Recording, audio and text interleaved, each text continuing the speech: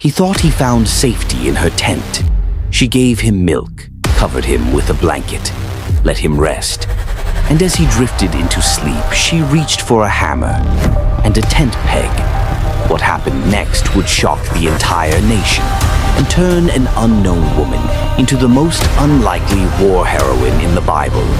Welcome back to your #1 plug for retelling Bible stories in a way that is captivating, where we uncover the most powerful and shocking Bible stories told in ways you never heard before. Make sure to subscribe and follow for more.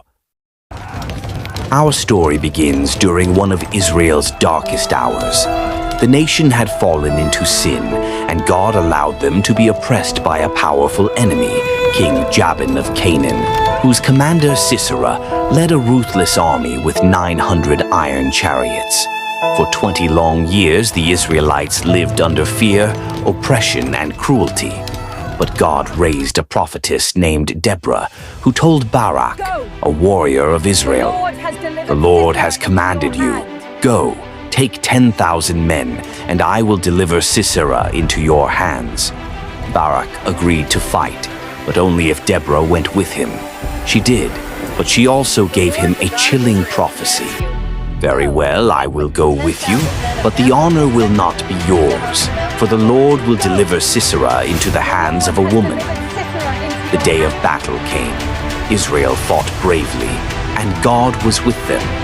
Sisera's mighty army collapsed, chariots stuck in the mud, soldiers scattered in panic. Barak's men pursued them, cutting down enemy after enemy. Sisera, the feared commander, abandoned his chariot and ran on foot, desperate to escape. Sweat poured down his face. His breath came in sharp gasps. He looked for anywhere to hide. As he fled, he saw her, a quiet tent belonging to a woman named Jael, the wife of Heber the Canaanite. Jael stepped out, her eyes calm but watchful.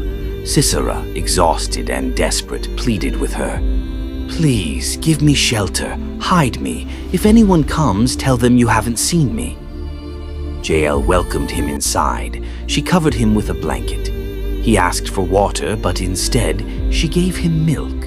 Soothing, comforting, enough to make him drowsy. Exhaustion overcame him. Within moments, the great commander of Canaan, Sisera, was asleep on her floor. As he relaxed, he felt safe.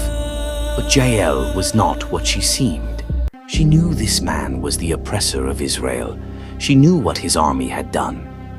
As Sisera slept, Jael's hands reached for the tools of her tent. A wooden hammer, a sharp tent peg.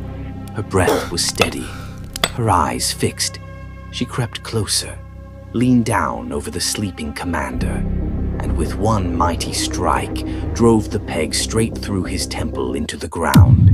The man who had terrorized Israel for 20 years was gone with a woman striker, never to rise again. Moments later, Barak arrived at Jael's hut in pursuit, sword in hand, eyes searching for Sisera. But Jael stepped out calmly and said, "Come, and I will show you the man you are looking for." Barak entered the tent, and there lay Sisera, lifeless with a tent peg driven through his skull. The prophecy had been fulfilled. Victory belonged to Israel.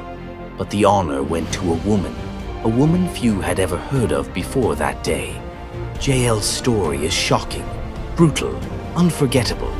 But it's also a reminder of how God can use the most unexpected people in the most unexpected ways. A prophetess spoke. Warriors fought. A quiet woman in her tent struck the final blow that delivered an entire nation. Sometimes courage is seizing the moment when no one else sees it coming. If this story shocked you, wait until you hear the next one. The Bible is full of hidden stories just like this. Stories that will leave you speechless. Make sure to like and subscribe to Dnada Tells Bible Tales and hit the bell button so you don't miss the next episode.